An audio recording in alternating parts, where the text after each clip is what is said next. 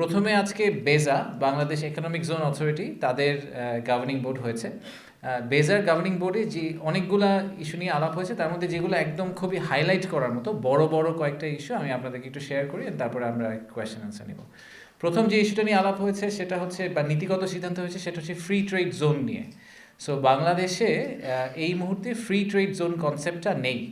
Free trade zone বলতে আমরা কি বুঝাই? ফ্রি ট্রেড জোন বলতে আমরা একটা অলমোস্ট ডিমড ওভারসিজ টেরিটরি বুঝাই, যেখানে কাস্টমসের কোনো বাধ্যবাধকতা থাকবে না।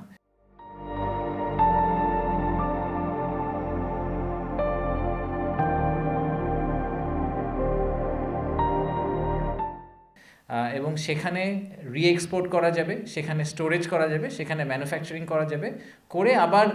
সো আমি একটা এক্সাম্পল হিসেবে বলি যে আমরা ইউএসের সাথে সবসময় কথা বলি যে আমেরিকান কটন কেন বাংলাদেশে খুব একটা বেশি ইউটিলাইজেশন হয় না। তার কিন্তু একটা বড় কারণ হচ্ছে টাইম টু মার্কেট। আমেরিকা থেকে কটন আসতে যেই সময় লাগে একটা অর্ডার প্লেস করার পরে, এটা আসলে ভায়াবল না। কিন্তু যদি আমেরিকান কটনটা বাংলাদেশের কোনো একটা জায়গায় স্টোর করা যেত, কিন্তু অ্যাজ ইফ এরকম যে ওটা আসলে বাংলাদেশের অংশ না, যদি বাংলাদেশিদের লাগে ওখান থেকে বাংলাদেশিরা ইউজ করবে, আবার ভিয়েতনামিজদের লাগলে ওখান থেকে এটা রি-এক্সপোর্ট হয়ে ভিয়েতনামে চলে যাবে। তো এরকম যদি একটা সেট আপ করা যেত, তাহলে আসলে এই টাইম টু মার্কেট ইস্যুটা রিজলভ হয়ে যেত। তো আমরা এইরকম একটা ফ্রি ট্রেড জোন এলাকার তৈরি করার জন্য নীতিগত সমর্থন আজকে এখান থেকে পেয়েছি। এটা আমরা ফাইনালি ক্যাবিনেটে নিয়ে যাব, বাট ক্যাবিনেটেও সিমিলার লোকজন বসেন, সো আমরা আশা করছি এটা ক্যাবিনেটও অ্যাপ্রুভড হবে। এই ফ্রি ট্রেড জোনের লোকেশন হিসাবে ইনিশিয়ালি আনোয়ারাতে, চট্টগ্রামের আনোয়ারাকে আইডেন্টিফাই করা হয়েছে। প্রায় 600-650 একর জমির উপরে একটা ফ্রি ট্রেড জোন তৈরি করার চেষ্টা চলছে। এটা সবচেয়ে বেস্ট এক্সাম্পল হিসেবে যদি আপনারা মানে গ্লোবাল কোনো এক্সাম্পল দেখতে চান, তাহলে আপনারা জ্যাফজা বলে একটা পোর্ট আছে দুবাইতে, ওটা একটা ফ্রি জোন, প্রায় 52 স্কোয়ার কিলোমিটার জুড়ে করা, সো 14,000 একরের উপরে করা একটা জোন। সেই জোনটি ইনফ্যাক্ট ইন্ডিপেন্ডেন্টলি $190 বিলিয়ন ট্রেড করে।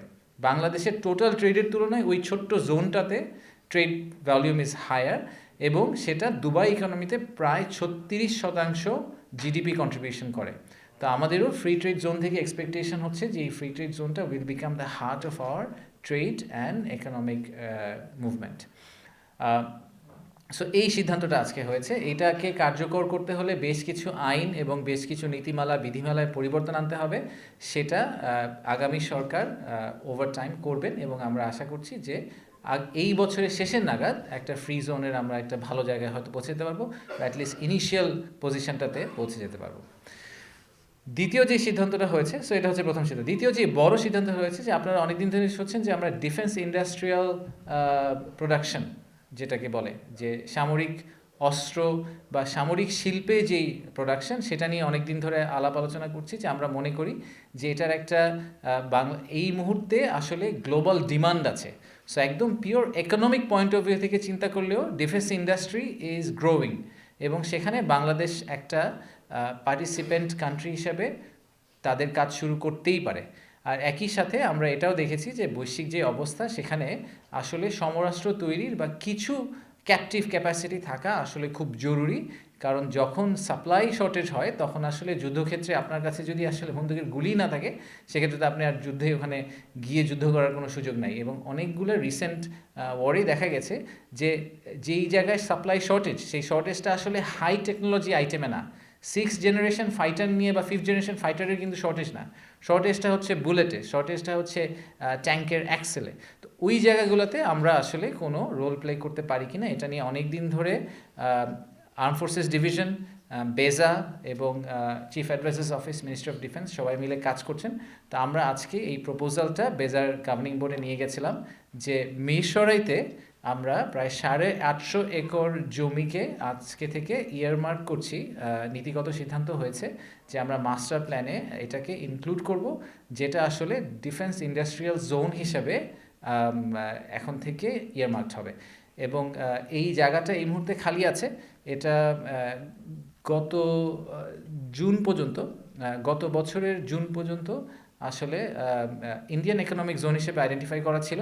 তো আপনারা অনেকে শুনেছেন যে ওই প্রজেক্টটা ক্যান্সেল হয়ে গেছে। তো ওই জায়গাটা অ্যাভেলেবল ছিল, আমরা ওই জায়গাটাকে এখন রিপারপাস করে ডিফেন্স ইন্ডাস্ট্রিয়াল পার্ক হিসেবে ইয়ারমার্ক করছি, এবং সেটা আমাদের মাস্টার প্ল্যানে, বেজার মাস্টার প্ল্যানে এটাকে অন্তর্ভুক্ত করা হবে।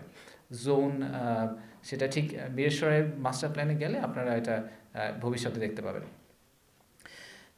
এর পাশাপাশি আরও কিছু ছোটোখাটো ডিসিশন হয়েছে, এইগুলোর তুলনায় রিলেটিভলি ছোটোখাটো বাট খুব একটা ছোটো না। আরেকটা হচ্ছে যে কুষ্টিয়া সুগার মিল, যেটাকে আম, যেটা এই মুহূর্তে আমাদের যেহেতু সুগার মিলগুলো অনেকেই স্ট্রাগল করছেন, তাকে আমরা রিপারপাস করার চেষ্টা করছি কীভাবে তাদেরকে আমরা আরেকটু ভালো জায়গায় নিয়ে যেতে পারি। তো কুষ্টিয়া সুগার মিলটাকে ইকোনমিক জোন বেজার সাথে একসাথে কাজ করে কিভাবে এটাকে আমরা পুনরায় একটা পুনরুজ্জীবিত করতে পারি, সেটা নিয়ে একটা নীতিগত সিদ্ধান্ত হয়েছে। আমরা সামনে এটা নিয়ে আরও ডিটেল প্ল্যান আপনাদের সাথে শেয়ার করব।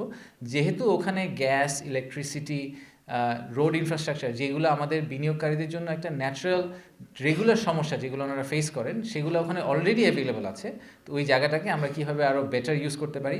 এবং আপনারা এটাও জানেন যে বাংলাদেশের সাউথে আসলে এমপ্লয়মেন্ট এবং একটা বিরাট ইস্যু।